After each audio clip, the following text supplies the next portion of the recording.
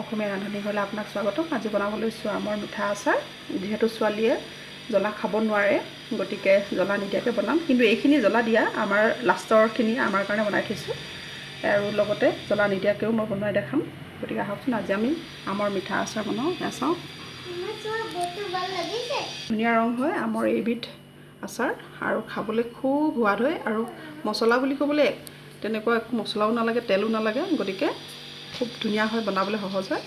গতিকে আহক আজি আমৰ এই ৰেচিপিটো বনাওঁ।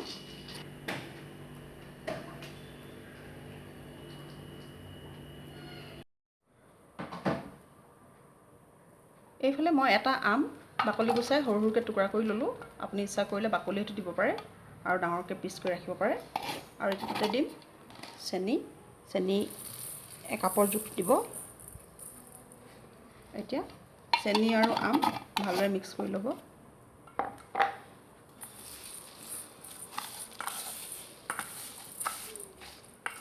ছোৱালীয়ে মিঠা খাব, ছোৱালীয়ে জ্বলা খাব নোৱাৰে কাৰণে তাইক মিঠা আম আচাৰ লাগে বুলি কৈ আছে। গতিকে তাইৰ কাৰণে এই মিঠা আম আচাৰ বনাইছোঁ। কাৰণ আমি ডাঙৰসকলেতো জ্বলা দিয়াটো খাওঁ, কিন্তু তাই 4 বছৰ হৈছে, গতিকে তাই খাব নোৱাৰে। এতিয়া আহক এইখিনি 15 মিনিট সময় এই ধৰণে ঢাকি থৈ দিব। তাৰপিছত চেনিখিনি অলপমান গলিবলৈ আৰম্ভ কৰিব। তাৰপাছত আমি নেক্সট ষ্টেপটোলৈ যাম। এয়া 15-20 মিনিটৰ পিছত এয়া চাওক, চেনি পানী গলিছে, চেনি আৰু আম। এতিয়া এখন কেৰাহী ল'ব, তাতে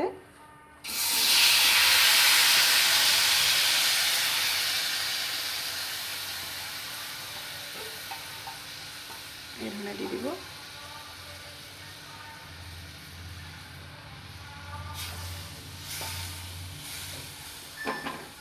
আৰু লগতে দিব, মই লৈছোঁ এইফালে নিমখ লৈছোঁ, আৰু এইফালে লৈছোঁ চফ। কিন্তু মোৰ ওচৰত ৰেগুলাৰ চফ নাছিলে, যিটো মিঠা চফ কয় সেইটো চফ আছিলে। আমি ভাত খোৱাৰ পিছত যিটো খাওঁ সাধাৰণতে, তাৰে দুটামান দি দিছোঁ। আৰু এইফালে কালো জিৰা লৈছোঁ কেইটামান, আৰু অকণমান জিৰা গুড়ি।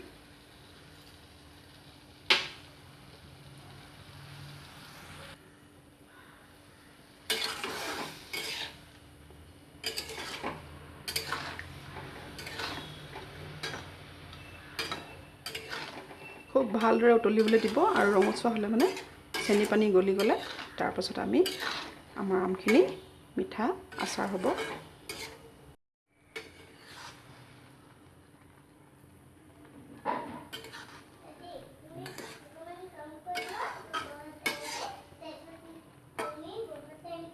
এয়া হৈছে আৰু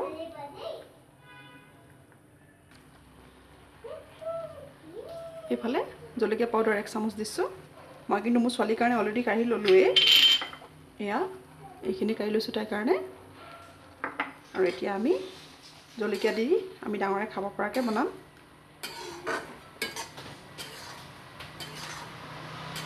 খুব ধুনীয়া হয়, খাবলৈ বিৰাট ভাল। আপুনি ভাতৰ লগতো খাই ভাল পাব, ৰুটিৰ লগতো খাই ভাল পাব। খুব ধুনীয়া হয়, বনাই চাবচোন। এইবাৰ আম কেঁচা হৈ থাকোঁতে বনাই চাব।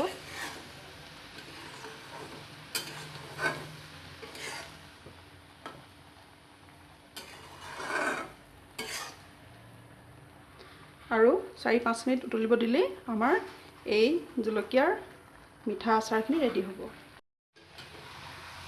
এয়া আমাৰ মিঠা আচাৰ ৰেডি হ'ল। দেখিছেনে ৰংটো কি ধুনীয়া আহিছে? একচুৱেলি আপুনি নিজে বনাই চালে বেছি ভাল ৰং পাব।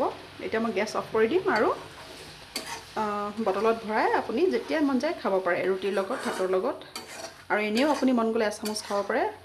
আৰু যিসকলে সৰু ল'ৰা ছোৱালীয়ে জ্বলা খাব পাৰে সিহঁতেও খাব পাৰিব, কিন্তু মোৰ ছোৱালীয়ে খাব নোৱাৰে কাৰণে মই অলৰেডি অকণমান কাঢ়ি থ'লোঁ। এতিয়া আহক আমি এইখিনি এটা বটললৈ ট্ৰান্সফাৰ কৰি লওঁ। এয়া চাওক, আমাৰ মিঠা আচাৰ ৰেডি হ'ল। এতিয়া আপুনি এই আচাৰকণ ভাতৰ লগত, ৰুটিৰ লগত খাব পাৰে।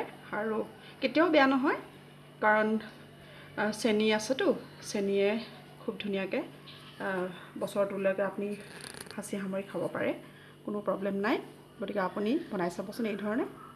আৰু যদি জ্বলা খাব একেবাৰে নোৱাৰে তেনেহ'লে জ্বলা নিদিব, আৰু যদি জ্বলা খাব পাৰে তেনেহ'লে জ্বলা দিব। এয়া চাওক, জ্বলা দিয়াৰ কাৰণে খুব ধুনীয়া ৰং এটা আহিছে। আৰু আমাৰ ছোৱালীয়ে জ্বলা খাব নোৱাৰে, কিন্তু মই তাইৰ কাৰণে অকণমান কাঢ়ি ৰাখিলোঁ বাতি এটাত, আৰু এইখিনি আমি খাম। আৰু আশা ৰাখিছোঁ আপোনালোকে আজিৰ ৰেচিপিটো নিশ্চয় ভাল পালে।